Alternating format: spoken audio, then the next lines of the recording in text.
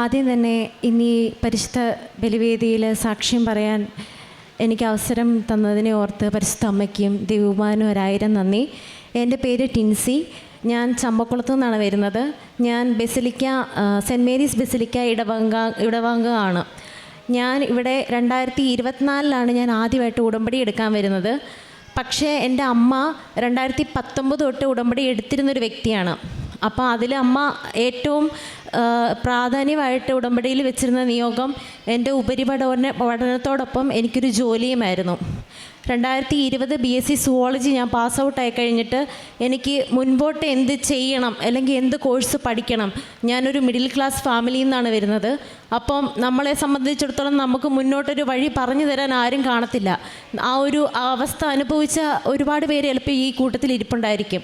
നമ്മൾ എന്ത് ചെയ്യണം അല്ലെങ്കിൽ എന്ത് പഠിക്കണം, ഒരു കോഴ്സ് നമ്മൾ എടുത്തു കഴിഞ്ഞാൽ പിന്നെ മുന്നോട്ട് അത് ജോലി ഇല്ലാതിരിക്കേണ്ടി വരുമോ, ഇല്ലെങ്കിൽ അങ്ങനെയുള്ള ഒരുപാട് ബുദ്ധിമുട്ട് നമ്മൾ നേരിട്ടിട്ടോണ്ടിരിക്കുന്ന സമയമായിരിക്കും ഓരോ പിള്ളേരും. അങ്ങനെ ഇരിക്കുമ്പോഴാണ് എന്ത് ചെയ്യണം എന്നെനിക്കറിയാതെ വിഷമിച്ചിരിക്കുന്ന സമയത്ത് എൻ്റെ കൂട്ടുകാരിയാണ് എന്നോട് പറഞ്ഞത്, ഓക്കെ എടി നമുക്കൊരു കാര്യം ചെയ്യാം, MHA എന്ന് പറഞ്ഞൊരു കോഴ്സുണ്ട്, നമുക്ക് അത് പോയി അപ്ലൈ ചെയ്താലോ എന്ന് വിചാരിച്ച്. അപ്പം ഈ സമയത്തൊക്കെ എൻ്റെ അമ്മ എനിക്ക് വേണ്ടി, ഞാൻ പ്രാർത്ഥിക്കുന്നില്ലായിരുന്നെങ്കിൽ പോലും എൻ്റെ അമ്മ ഉടമ്പടി എടുത്ത് മാതാവിൻ്റെ മുൻപിൽ മുട്ടുകുത്തി കരഞ്ഞു നിന്ന് പ്രാർത്ഥിച്ചുകൊണ്ടിരുന്നൊരു വ്യക്തിയായിരുന്നു എൻ്റെ അമ്മ. അതേ തുടർന്ന് ഞാൻ MHAക്ക് വേണ്ടിയിട്ട് പോയി ആപ്ലിക്കേഷൻ ഇട്ടുവെങ്കിലും എനിക്ക് മനസ്സിൽ ആർമി എന്നൊരു ചിന്ത എനിക്കുണ്ടായിരുന്നു. അപ്പം ആർമിക്ക് പോകണോ അതോ രണ്ടിടത്തും ഞാൻ ഒരേ സമയം ആപ്ലിക്കേഷൻ ഇട്ടു. ഒന്നെങ്കിൽ ആർമിക്ക് പോകാം, ഇല്ലെങ്കിൽ MHA എന്നുള്ള കോഴ്സിന് എടുക്കാം. പക്ഷേ എല്ലാവരും എല്ലാ ഭാഗത്തും കയറി, കൂടെ പഠിച്ചവരൊക്കെ പല ഉപരിപഠനത്തിന് കയറി. അപ്പോഴും എനിക്കൊന്നും ആയില്ല. മുൻപോട്ട് എന്ത് ചെയ്യണം, എനിക്കൊന്നും ആയില്ലല്ലോ, ഇതിൻ്റെ ആപ്ലിക്കേഷൻ റിസൾട്ടും വന്നിട്ടില്ല, വേറൊരു കോഴ്സിനാണ് അപ്ലൈ ചെയ്യാനും പറ്റുന്നില്ല, എന്ത് ചെയ്യണം എന്നറിയാതിരുന്നപ്പം മാനസികമായിട്ട് ഭയങ്കര സമ്മർദ്ദമായിരുന്നു എന്ത് ചെയ്യണമെന്ന് അറിയാഞ്ഞിട്ട്. ഞാൻ കൊച്ചിലെ തൊട്ട് ഗായക സംഘത്തിൽ പാട്ട് പാടിക്കൊണ്ടിരുന്ന ഒരാളാണ്. അപ്പം നമ്മൾ ഒരു സമയമാകുമ്പോൾ നമുക്ക് തോന്നും, ദൈവമേ നിൻ്റെ മുന്നിൽ ഒരു വേല ചെയ്തുകൊണ്ടിരുന്നവളല്ലേ ഞാൻ, അപ്പം എനിക്കിപ്പോൾ എന്ത് കോഴ്സ് എടുക്കണം അല്ലെ എങ്ങോട്ട് തിരിയണം എന്നറിയാതെ ഞാൻ വിഷമിക്കുന്ന സമയത്ത് എനിക്കൊരു മാർഗം, എനിക്ക് മുന്നോട്ട് എന്താ നീ കാണിച്ചു തരാത്തെ എന്നുള്ളത് പരാതികളായി മാറി. ഞാനപ്പം വീട്ടിൽ ആരുമില്ലാത്ത സമയത്ത് ഞാൻ എൻ്റെ മുറ്റത്ത് കിടന്നിരുന്ന ചരലെടുത്ത് പെറുക്കി എൻ്റെ പ്രാർത്ഥനാ മുറിയിൽ ഇട്ടിട്ട് ഞാൻ മുട്ടുകുത്തി കൈവിരിച്ച് കരഞ്ഞൊരു നിലവിളിച്ച് പ്രാർത്ഥിച്ചു. ഞാൻ പറഞ്ഞു, ദൈവമേ ഞാൻ നിൻ്റെ മുൻപിൽ ഇത്രയും നാൾ ഞാൻ പാടി നിനക്ക് വേണ്ടി ഗാനം ആലപിച്ചവളാണ്, എനിക്കൊരു വഴി കണ്ടെത്തണം. അതേസമയം എൻ്റെ അമ്മ അന്ന് രാത്രി എന്നോട് പറഞ്ഞു, നീ വിഷമിക്കണ്ട, അമ്മ മാതാവിനോട് ഞാൻ പ്രാർത്ഥിച്ചിട്ടുണ്ട്, അമ്മ നിനക്കൊരു വഴി കാണിച്ചു തരും, നീ അതുകൊണ്ട് ഒന്നും ഓർത്ത് നീ വിഷമിക്കണ്ട, നിനക്കൊരു വഴി, മാതാവ് തരുന്ന വഴി ഒരിക്കലും നിനക്ക് മോശമായിരിക്കില്ല, നിനക്ക് വേണ്ടത് വഴി മാതാവ് നിനക്ക് ചെയ്തു തരുമെന്ന് പറഞ്ഞു. അങ്ങനെ പ്രാർത്ഥിച്ചിട്ട്, അപ്പോഴും എനിക്കറിയത്തില്ല ആർമി വേണോ MHA വേണമെന്ന്. അങ്ങനെ പ്രാർത്ഥിച്ചിട്ട് ശേഷം ടോസ് ഇട്ടാണ് എനിക്കറിയത്തില്ല ഇത് എത്ര പേര് ആക്സെപ്റ്റ് ചെയ്യുന്നുള്ളൂ. പക്ഷെ ഞാൻ പ്രാർത്ഥനയ്ക്ക് ശേഷം ഒരു പേപ്പർ എടുത്ത് ഒരു സൈഡിൽ MHA ഒരു സൈഡ് ആർമി എന്ന് എഴുതി. അങ്ങനെ ഞാൻ ടോസ് ഇട്ടപ്പോൾ 3 തവണയും എനിക്ക് MHA എന്നുള്ള കോഴ്സാണ് വീണേ. ഈ ടോസ് ഇട്ട് കഴിഞ്ഞ് കുറച്ച് നേരം കഴിഞ്ഞപ്പോൾ എനിക്ക് ആർമിയുടെ ഇതിനകത്തുനിന്ന് നോട്ടിഫിക്കേഷൻ വന്നു, എൻ്റെ ആർമിയുടെ ഇത് ക്യാൻസലായി, ഞാനതിന് എലിജിബിൾ അല്ല എന്നുള്ള രീതിയിൽ ആ നിമിഷ നേരം തന്നെ എനിക്ക് നോട്ടിഫിക്കേഷൻ വന്നു. അങ്ങനെ അവസാനം ഞാൻ MHAക്ക് അപ്ലൈ ചെയ്തു. MHAക്ക് Saint John's medical college hospital ബാംഗ്ലൂരിലാണ് ഞാൻ അപ്ലൈ ചെയ്തത്. ഞാനും എൻ്റെ കൂട്ടുകാരിയും കൂടി പോയി അപ്ലൈ ചെയ്തു. അവസാനം എനിക്ക് അവിടെ അഡ്മിഷൻ കിട്ടി. അപ്പോഴും അമ്മ നല്ലോണം കരഞ്ഞ് പ്രാർത്ഥിക്കാൻ, ഒരു കുഞ്ഞൊരു വഴി കാണിച്ചു കൊടുക്കണം, അവൾക്ക് ഏത് വഴിയാണ് തിരഞ്ഞെടുക്കണമെന്ന് എനിക്കറിയില്ല, പക്ഷെ അമ്മേ നീ അവൾക്കൊരു വഴി കാണിച്ചു കൊടുക്കണമെന്ന് പറഞ്ഞതിനെ തുടർന്ന് എനിക്ക് അവിടെ അത്രയും വലിയൊരു കോളേജിൽ അഡ്മിഷൻ കിട്ടിയെങ്കിലും ആദ്യത്തെ ഒരു 1.5 മാസം എനിക്ക് ആലോചിക്കാൻ പറ്റില്ല. കാരണം ഞാൻ മലയാളം മീഡിയത്തിൽ പഠിച്ചു വന്നൊരു കൊച്ചാണ്.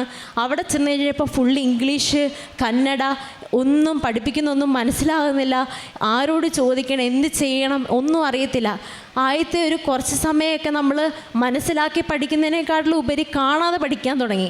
ആദ്യത്തെ 1.5 മാസം എന്നൊക്കെ പറഞ്ഞു കഴിഞ്ഞാൽ അമ്മേനെ വിളിച്ച് പറയും, അമ്മ എനിക്ക് പറ്റുന്നില്ല, ഇവിടെ ഒന്നും മനസ്സിലാവുന്നില്ല, ഞാൻ കോഴ്സ് നിർത്തി ഞാൻ തിരിച്ച് പോരട്ടെ, എന്നെക്കൊണ്ട് ഇത് പറ്റുമെന്ന് തോന്നുന്നില്ല. അപ്പോൾ അമ്മ പറയും, നീ വിഷമിക്കേണ്ട, അമ്മ മാതാവിനോട് കരഞ്ഞ് പ്രാർത്ഥിക്കുന്നുണ്ട്, നിനക്ക് വേണ്ടി അമ്മ ഒരു മാർഗം കണ്ടുപിടിക്കും, അമ്മ നിന്നെ കൂടെ ഉണ്ടാകും, നിന്നെ ചേർത്ത് പിടിക്കും, നീ സങ്കടപ്പെടേണ്ട. അങ്ങനെ എൻ്റെ അമ്മ മാതാവിൻ്റെ മുൻപിൽ ഒഴുക്കിയ കണ്ണുനീരിൻ്റെ ഫലമായി ആദ്യത്തെ ഒരു സെമ്മ് ബിയും B+ഓടെയും കൂടി പാസ്സായ ഞാൻ അവസാനം അവിടുന്ന് പഠിച്ചിറങ്ങിയത് ഡിസ്റ്റിങ്ഷനോടെയാണ്. അങ്ങനെ ഞാൻ അവിടെ ഡിസ്റ്റിങ്ഷനോടെ പാസ്സായി. അടുത്ത എൻ്റെ ഏറ്റവും വലിയ വെല്ലുവിളി, ഇനി ജോലിക്ക് എവിടെ പോകും, എന്ത് ചെയ്യും, ഏത് ജോലി തപ്പണം, അവിടെ തന്നെ നോക്കണോ ഇല്ലെങ്കിൽ വേറെ എവിടെയെങ്കിലും നോക്കണോ, ശമ്പളം കുറവായിരിക്കുമോ, എന്ത് ചെയ്യണമെന്ന് അറിയാതെ നിൽക്കുന്ന സമയത്ത് ഞാൻ ഇൻറ്റേൺഷിപ്പ് ചെയ്തിരുന്ന അതേ കോളേജിൽ സെൻറ്റ് ജോൺസിൽ തന്നെയാണ് ഞാൻ പഠിച്ചത്. അവിടെ തന്നെയാണ് ഞാൻ ഇൻറ്റേൺഷിപ്പ് ചെയ്തത്. ഇൻറ്റേൺഷിപ്പ് ചെയ്യുന്ന സമയത്ത് എൻ്റെ മാനേജർ, ഞാൻ ചെയ്തിരുന്നോണ്ടിരുന്ന ക്വാളിറ്റി ഡിപ്പാർട്ട്മെൻറ്റിലാണ് ഞാൻ ഇൻറ്റേൺഷിപ്പ് ചെയ്തുകൊണ്ടിരുന്നത്. അവിടുത്തെ മാനേജർ എന്നോട് ഇങ്ങോട്ട് വന്ന് ചോദിച്ചു, ഇവിടെ വേക്കൻസി ഉണ്ട്, നീ അപ്ലൈ ചെയ്യുന്നോ, നിൻ്റെ വർക്കൊക്കെ ഞങ്ങൾക്ക് ഇഷ്ടപ്പെട്ടു, നീ അപ്ലൈ ചെയ്യുവാണെങ്കിൽ അപ്ലൈ ചെയ്തിട് എന്നുള്ള രീതിയിൽ സംസാരിച്ചു. അതേ തുടർന്ന് ഞാൻ അവിടെ തന്നെ 3 വർഷത്തോളം ഞാൻ അവിടെ ജോലി ചെയ്തു. അവിടെ അതെല്ലാം ഇപ്പം പിന്നീട് മുന്നോട്ട് ഞാനിപ്പോൾ പുറകോട്ട് ചിന്തിക്കുമ്പോഴത്തേക്കും മാതാവ് എന്നെ ഇതിനെല്ലാം ഒരുക്കുകയായിരുന്നു. ആ സമയത്ത് ഞാൻ ഉടമ്പടി എടുത്തിട്ടില്ല. അന്നെല്ലാം എൻ്റെ അമ്മയാണ് എനിക്ക് വേണ്ടി പ്രാർത്ഥിച്ചുകൊണ്ടിരുന്നത്. ഞാൻ പ്രാർത്ഥിക്കുന്നുണ്ട്, അമ്മയുടെ കൂടെ ഇരുന്ന് പ്രാർത്ഥിക്കുന്നുണ്ടെന്ന് പറഞ്ഞാലും ഞാൻ അങ്ങനെ ഒരു ഉടമ്പടിക്കാട്ടെ എടുക്കുകയാട്ടെ വന്നു പോകുന്നു പ്രാർത്ഥിക്കുന്നു, അങ്ങനെ മാത്രമേ എനിക്കുണ്ടായിരുന്നുള്ളൂ. പക്ഷേ ഇതിന് ശേഷം അമ്മ പറഞ്ഞു, ജോലി ആയെങ്കിലും ഒരു വിദേശത്ത് ഒരു ജോലി, എൻ്റെ സാമ്പത്തിക സമ്മർദ്ദം എല്ലാം കാരണം ലോണ് കാര്യങ്ങളെല്ലാം അടയ്ക്കാനുണ്ട്, ഒരു വിദേശത്തൊരു ജോലി എനിക്ക് എൻ്റെ കുഞ്ഞിന് കാണിച്ചു കൊടുക്കണേ എന്ന് വിചാരിച്ച് അമ്മ ഒരുപാട് നാൾ പ്രാർത്ഥിച്ചിട്ടുണ്ട്. അപ്പം ഞാൻ അതേ തുടർന്ന് അമ്മയോട് പറഞ്ഞു, ശരി, ഞാൻ പ്രാർത്ഥിക്കുന്നതല്ല, നീ വന്ന് ഉടമ്പടി എടുത്ത് അമ്മ മാതാവിൻ്റെ മുന്നിൽ വന്ന് നീ പ്രാർത്ഥിക്കണം.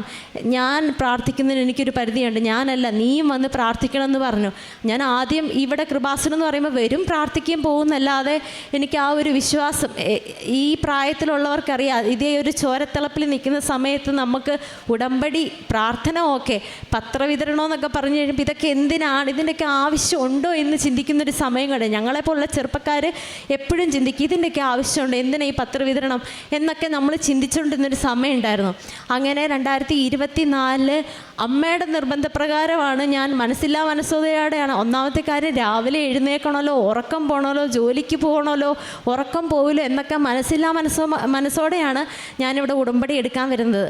അങ്ങനെ 2024 ഉടമ്പടിക്ക് ഞാൻ വന്നു. അവസാനം ക്ലാസ്സൊക്കെ കൂടിയപ്പോൾ എനിക്കിഷ്ടമായി, പ്രാർത്ഥിക്കണമെന്നുള്ളൊരു ചിന്ത പതുക്കെ വരാൻ തുടങ്ങി. ഇങ്ങനെ നടന്നാൽ പോരാ, നമുക്ക് വേണ്ടി പ്രാർത്ഥിക്കണം, എൻ്റെ കുടുംബത്തിൻ്റെ കാര്യങ്ങൾ നോക്കണം. അപ്പം എനിക്ക് പരിശുദ്ധ അമ്മയോട് കൂടുതൽ അടുക്കണം എന്നുള്ളൊരു ചിന്ത വന്നു. അങ്ങനെ ഉടമ്പടി നിയോഗത്തിനകത്ത് ഞാൻ ആദ്യത്തേത് ആത്മീയ വിശുദ്ധിക്കും ആത്മീയമായ വളർച്ചയ്ക്കും പ്രാർത്ഥനയ്ക്കും എഴുതിയെങ്കിലും രണ്ടാമത് ഞാൻ ആദ്യം എഴുതിയത് എനിക്ക് വിദേശത്ത് നല്ലൊരു ജോലിക്കുള്ളൊരു മാർഗം കണ്ടെത്തി തരണം എന്നുള്ളതായിരുന്നു. അങ്ങനെ ഓഗസ്റ്റിലാണ് ഞാൻ ഇവിടെ വന്ന് ഉടമ്പടി എടുക്കുന്നത്. അതേ തുടർന്ന് ഒക്ടോബർ ആയപ്പോഴത്തേക്കും എനിക്ക് വിദേശത്ത് സൗദിയിൽ ഒരു ജോലി ലഭിക്കുകയുണ്ടായി. അതും ഞാൻ ഇപ്പോഴത്തെ ചെറുപ്പക്കാരോട് ചോദിച്ചാൽ അറിയാം, വിദേശത്ത് ഒരു ജോലി ലഭിക്കണമെങ്കിൽ എന്തൊക്കെ പരീക്ഷകൾ എഴുതണം, എന്തൊക്കെ കടമ്പകൾ കടക്കണം. ഞാനൊരു പരീക്ഷ എഴുതിയിട്ടില്ല, ഞാൻ എൻ്റെ ഒരു CV ഞാൻ മറ്റൊരാൾക്ക് വേണ്ടിയിട്ട് ഞാൻ ജോലിക്ക് അപ്ലൈ ചെയ്തിട്ടില്ല. ഇതൊന്നുമില്ലാതെ മൂന്നാമതൊരാളിലൂടെ അമ്മ മാതാവ് എനിക്കൊരു വഴി കണ്ടെത്തി തന്നു. അങ്ങനെ ഞാനൊരു ആശുപത്രിയിലോട്ട് കോൺടാക്റ്റ് ചെയ്തു. ആ കോൺടാക്റ്റിലൂടെ അത് കഴിഞ്ഞതിന് ശേഷം അവരെന്നെ ഇൻ്റർവ്യൂവിന് വിളിച്ചു. ഈ ഇൻ്റർവ്യൂ കഴിഞ്ഞിട്ട് ഏകദേശം 6-7 മാസത്തോളം എനിക്ക് ഡിലേ വന്നു. അപ്പം എൻ്റെ ഉടമ്പടി തീർന്ന സമയമായിരുന്നു. പക്ഷേ ഞാൻ കർണാടകയിൽ ബാംഗ്ലൂരിലായത് കാരണം എനിക്ക് വരാനോ ഉടമ്പടി പുതുക്കാനോ എപ്പോഴൊന്നും പറ്റില്ല. പിന്നെ വന്നപ്പോൾ ഫുൾ തടസ്സങ്ങളായി. പിന്നെ എനിക്ക് അങ്ങോട്ട് ഉടമ്പടി പുതുക്കാനും പറ്റുന്നില്ല, മര്യാദയ്ക്ക് പ്രാർത്ഥിക്കാൻ പറ്റുന്നില്ല. പതുക്കെ ഞാൻ കുറച്ചൊന്ന് ഉഴപ്പാൻ തുടങ്ങി. അങ്ങനെ വന്നു കഴിഞ്ഞപ്പോഴത്തേക്ക് എനിക്ക് കിട്ടിയ അവസരങ്ങൾ പോലും എനിക്ക് താമസങ്ങളും തടസ്സങ്ങളുമായി തുടങ്ങി. അങ്ങനെ കാരണം അവിടെ ജോലിക്ക് നിന്ന സമയത്തൊക്കെ ആൾക്കാർ ചോദിച്ചു തുടങ്ങും, സൗദിയിൽ വന്നതല്ലേ, പിന്നെ എന്താ പോകാൻ പറ്റാഞ്ഞേ. നമുക്ക് അതടുത്തൊരു മാനസിക സമ്മർദ്ദമായി. കാരണം നമ്മൾ അങ്ങനെ നിന്നിട്ട് എല്ലാവരും ചോദിക്കാൻ തുടങ്ങി, അയ്യോ അവൾ പോകുന്നെന്ന് പറഞ്ഞിട്ട് പോയില്ലല്ലോ. അവസാനമായപ്പോഴത്തേക്കും നമ്മൾ വിചാരിക്കും, എനിക്കിനി മുന്നോട്ടൊന്നുമില്ല, ഇത് പോകാൻ പറ്റുന്നില്ല, എൻ്റെ കടങ്ങൾ വീടണം, എൻ്റെ വീട് എനിക്കൊരു വഴിയില്ല എന്ന് പറഞ്ഞ് മണിക്കൂറുകളോളം ഞാൻ മാതാവിൻ്റെ മുന്നിലിരുന്ന് കരഞ്ഞിട്ടുണ്ട്. ഒറ്റയ്ക്കൊക്കെ പോയി പള്ളിയിൽ ചില സമയത്ത് ഇരുന്ന് കരയും. പ്രാർത്ഥനകൾ ആ സമയത്ത് വരില്ല, പക്ഷേ കണ്ണുനീര് ചില സമയത്ത് എൻ്റെ പ്രാർത്ഥനകളായിട്ട് എനിക്ക് മാറിയിട്ടുണ്ട്. അങ്ങനെ ഇരുന്നപ്പം അവസാനം ഞാൻ എന്നാൽ ഉടമ്പടി രണ്ടും കൽപ്പിച്ച് എനിക്ക് പ്രാർത്ഥിച്ചേ മതിയാവൂ, ഇനി പഴയ ലൈഫ് എനിക്ക് വേണം, അതുപോലെ എനിക്ക് വീണ്ടും പ്രാർത്ഥിക്കണം, ഇനി ഉടമ്പടി ഉഴപ്പാതാണെങ്കിലും എനിക്ക് വീണ്ടും തുടർന്ന് അമ്മ മാതാവിനോട് സ്നേഹിക്കണം, അമ്മയുടെ തണലിൽ തന്നെ ആയിരിക്കണം എന്നുള്ള വാശിയോടുകൂടി ഏപ്രിൽ, ഈ കഴിഞ്ഞ 2026 ഏപ്രിൽ മാസം ഞാൻ ഇവിടെ വന്ന് ഉടമ്പടി വീണ്ടും പുതുക്കി. രണ്ടാമത്തെ തവണ ഞാൻ പുതുക്കി. അതിൽ ഞാൻ ആദ്യം വെച്ച നിയോഗം, എൻ്റെ ഈ തടസ്സങ്ങൾ, എനിക്ക് സൗദിയിൽ ജോലി ലഭിച്ചിട്ടും ഒരു 6 മാസക്കാലം എനിക്ക് പേപ്പറുകളൊന്നും വരുന്നില്ല. പേപ്പറുകൾ വരാതെ തടസ്സങ്ങൾ മാറി മെയ് 30 എന്നുള്ളൊരു ഡേറ്റ് വെച്ച് ഞാൻ പ്രാർത്ഥിച്ചു. അമ്മേ മാതാവേ, എനിക്ക് മെയ് 30 മുന്നേ എനിക്ക് പോകാനുള്ള മാർഗ്ഗങ്ങളൊക്കെ ഒന്ന് ശരിയാക്കി തരുവാണെങ്കിൽ നിൻ്റെ നടയിൽ വന്ന് ഞാൻ സാക്ഷ്യപ്പെടുത്തിയേക്കാവെന്ന് എഴുതി പ്രാർത്ഥിച്ചതിനെ തുടർന്ന് എനിക്ക് കിട്ടാതെ കടന്നിരുന്ന പേപ്പറുകളെല്ലാം എനിക്ക് പതുക്കെ ശരിയായി തുടങ്ങി. പ്രാർത്ഥിക്കാൻ എന്ന് ഞാൻ ആരംഭിച്ചു അന്നു തൊട്ട് എൻ്റെ പ്രാർത്ഥനകൾ, എന്ന് ഞാൻ ഉറക്കെ അമ്മയുടെ മുന്നിൽ കരഞ്ഞു അന്നു തൊട്ട് എൻ്റെ പേപ്പർ വർക്കുകളൊക്കെ ശരിയാകാൻ തുടങ്ങി. മെയ് 30 എന്നുള്ള ഡേറ്റ് ഇട്ട് ഞാൻ പ്രാർത്ഥിച്ചിട്ട് മെയ് 7 ഞാൻ മെഡിക്കൽ എടുത്തു. മെയ് 13 ഞാൻ ബയോമെട്രിക്സ് പൂർത്തിയാക്കി, എൻ്റെ ഡോക്യുമെൻസിൻ്റെ എല്ലാം പൂർത്തിയാക്കി. മെയ് 26 എനിക്ക് എൻ്റെ വിസ എൻ്റെ കയ്യിൽ കിട്ടി. സൗദിയിലോട്ട് പോകാനുള്ള വിസ ഉൾപ്പെടെ മെയ് 20 ഞാൻ പറഞ്ഞു വെച്ച ഡേറ്റിനെക്കാട്ടിലും 4 ദിവസം മുന്നേ എൻ്റെ അമ്മമാതാവ് എനിക്ക് തന്ന് അനുഗ്രഹിച്ചു. ഇപ്പം ഞാൻ അടുത്ത ആഴ്ച സൗദിക്ക് പോകാൻ വേണ്ടി നിൽക്കുകയാണ്. 1000 നന്ദി, എത്ര പറഞ്ഞാലും എനിക്ക് മതിയാവില്ല. അതുപോലുള്ള അനുഗ്രഹങ്ങൾ എനിക്ക് ഏറ്റവും ഇതായിട്ട് തോന്നിയതെന്ന് പറഞ്ഞാൽ, നമ്മൾ ഈ ഉടമ്പടി എടുത്തു കഴിഞ്ഞതിന് ശേഷം എനിക്കുണ്ടായ ആത്മീയ വളർച്ച, പ്രാർത്ഥിക്കണം, പ്രാർത്ഥനയാണ് എല്ലാം.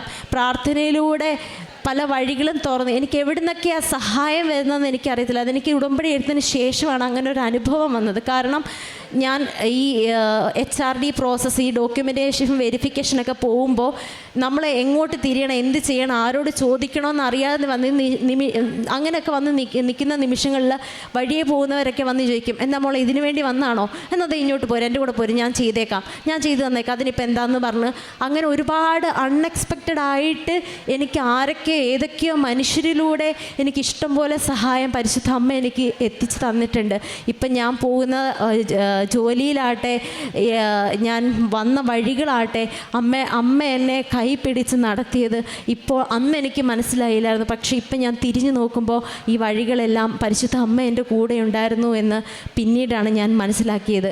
ഇപ്പം കണ്ണുനീരോടെ ഇവിടെ ഇരിക്കുന്ന ഓരോ അമ്മമാരെയും എനിക്ക് പറയാനുള്ളത്, അത് എൻ്റെ പ്രായത്തിലുള്ള യുവജനങ്ങളോട് എനിക്ക് പറയാനുള്ളത് അത് മാത്രമാണ്. നമ്മുടെ ഒന്നും കണ്ണുനീര് വെറുതെയല്ല. നമ്മുടെ കണ്ണുനീര് സന്തോഷങ്ങളാക്കി മാറ്റുന്ന ഒരു പരിശുദ്ധ അമ്മ നമ്മുടെ കൂടെയുണ്ട്.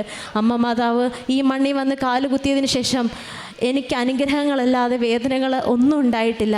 അപ്പോൾ നമ്മുടെ കണ്ണുനീര് സന്തോഷങ്ങളായിട്ട് മാറുന്ന അതുപോലെ അമ്മ നമ്മളെ മാറ്റും. 1000 നന്ദി. കാരുണ്യപ്രവർത്തികളായിട്ട് ഞാൻ ആശുപത്രിയിലായിരുന്നു ഞാൻ ജോലി ചെയ്തുകൊണ്ടിരുന്നത്. രോഗീ സന്ദർശനങ്ങളൊക്കെ എപ്പോഴും ഞാൻ ചെയ്യുമായിരുന്നു. പിന്നെ അനാഥാലയത്തിൽ അമ്മയും ഞങ്ങളൊക്കെ പോയിട്ട് ഒരു നേരത്തെ ആഹാരങ്ങളൊക്കെ കൊടുക്കും, പത്രവിതരണം നടത്തിയിട്ടുണ്ട്, പരിശുദ്ധ കുർബാന എപ്പോഴും കാണുമായിരുന്നു. അങ്ങനെ കാരുണ്യപ്രവർത്തികളും നിബന്ധനകളും ഞാൻ പാലിക്കാൻ ശ്രമിച്ചിരുന്നു. അപ്പം 1000 നന്ദി പരിശുദ്ധ അമ്മയ്ക്കും ദേവകുമാരനും അർപ്പിച്ചുകൊണ്ട് ഞാൻ നിർത്തുന്നു. യേശയ്യാ പ്രവാചകൻ്റെ പുസ്തകം 41 അധ്യായം 10 വാക്യം. ഭയപ്പെടേണ്ട, ഞാൻ നിന്നോട് കൂടെയുണ്ട്. സംഭ്രമിക്കേണ്ട, ഞാനാണ് നിൻ്റെ ദൈവം. ഞാൻ നിന്നെ ശക്തിപ്പെടുത്തുകയും സഹായിക്കുകയും ചെയ്യും. എൻ്റെ വിജയകരമായ വലത്ത് കൈകൊണ്ട് ഞാൻ നിന്നെ താങ്ങി നിർത്തും. പരിശുദ്ധ അമ്മയുടെ പ്രത്യക്ഷീകരണ സാക്ഷിയായിട്ട് ടിൻസി തോമസ് തൻ്റെ അനുഭവ സാക്ഷ്യം നമുക്ക് മുമ്പിൽ പങ്കുവെക്കുകയായിരുന്നു. പരിശുദ്ധ അമ്മയുടെ ഇടപെടലിലൂടെ തൻ്റെ ജീവിതത്തിൽ ഏതാണ് ഉചിതമായ മാർഗമെന്ന് തിരഞ്ഞെടുക്കുവാനും ആ മാർഗം പരിശുദ്ധ അമ്മയിലൂടെ വെളിപ്പെടുത്തുകയും അതിലൂടെ തന്നെ തനിക്ക് പഠിക്കുവാനും ആ പഠന മേഖലയോട് ചേർന്നുകൊണ്ട് തന്നെ തനിക്കൊരു ജോലി ലഭിക്കുകയൊക്കെ ചെയ്തു. പരിശുദ്ധ അമ്മയുടെ മധ്യസ്ഥയോട് ചേർന്നുകൊണ്ട്, ഉടമ്പടി പ്രാർത്ഥനയോട് ചേർന്നുകൊണ്ട് തൻ്റെ ജീവിതത്തെ പൂർണ്ണമായിട്ടും ക്രമപ്പെടുത്തുവാനും ദീപിക സന്നിധിയിൽ പരിശുദ്ധ അമ്മയുടെ പ്രത്യക്ഷീകരണ സാക്ഷിയായിട്ട് ഈ മകൾക്ക് ജീവിക്കുവാനും സാധിക്കും. ഈ മകളുടെ അമ്മയുടെ ഉടമ്പടിയിലാണ് ഈ മകളുടെ സാക്ഷ്യം കൂടുതലായിട്ട് വ്യക്തമാകുക. അതോട് ചേർന്നുകൊണ്ട് തൻ്റെ തന്നെ ജീവിതത്തെ തന്നെ പൂർണ്ണമായിട്ടും ഉടമ്പയോട് ചേർത്തുകൊണ്ട് പരിശുദ്ധ അമ്മയോട് ചേർത്തുകൊണ്ട് തൻ്റെ ജീവിതത്തെ പ്രാർത്ഥനയിൽ കൂടുതൽ ക്രമപ്പെടുത്തുകയും ആത്മീയ ജീവിതമാണ്, പ്രാർത്ഥനയാണ് ഏറ്റവും പ്രധാനപ്പെട്ടതെന്നുള്ള ഒരു ബോധ്യത്തിലേക്ക് ഈ മകൾ കടന്നു വരികയും ചെയ്തു. ഇനി താരയ്ക്ക് മുമ്പിൽ തൻ്റെ അനുഭവസാക്ഷ്യം പങ്കുവയ്ക്കുമ്പോൾ ഇനിയും തുടർന്നുള്ള തൻ്റെ ജീവിതത്തിൽ പരിശുദ്ധ അമ്മയുടെ പ്രത്യക്ഷീകരണ സാക്ഷിയായിട്ട് ഈ മകളെ മാറ്റട്ടെ എന്നും ഒപ്പം ഇത് കേൾക്കുന്ന നമ്മുടെ ഓരോരുത്തരുടെ ജീവിതത്തിൽ പരിശുദ്ധ അമ്മയുടെ പ്രത്യക്ഷീകരണ സാക്ഷികളായിട്ട് മാറാൻ നമ്മൾ ഓരോരുത്തരെയും അനുഗ്രഹിക്കട്ടെ എന്ന് പ്രാർത്ഥിക്കാം. അത്യപൂർവ ദൈവാനുഭവങ്ങൾ ഇനി നിങ്ങൾക്കും സ്വന്തം.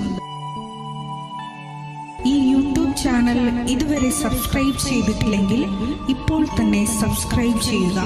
ഈ വീഡിയോ ഇപ്പോൾ തന്നെ നിങ്ങളുടെ സുഹൃത്തുക്കൾക്ക് ഷെയർ ചെയ്തുകൊണ്ട് കർത്താവിൻ്റെ പ്രേക്ഷിതരാകുക.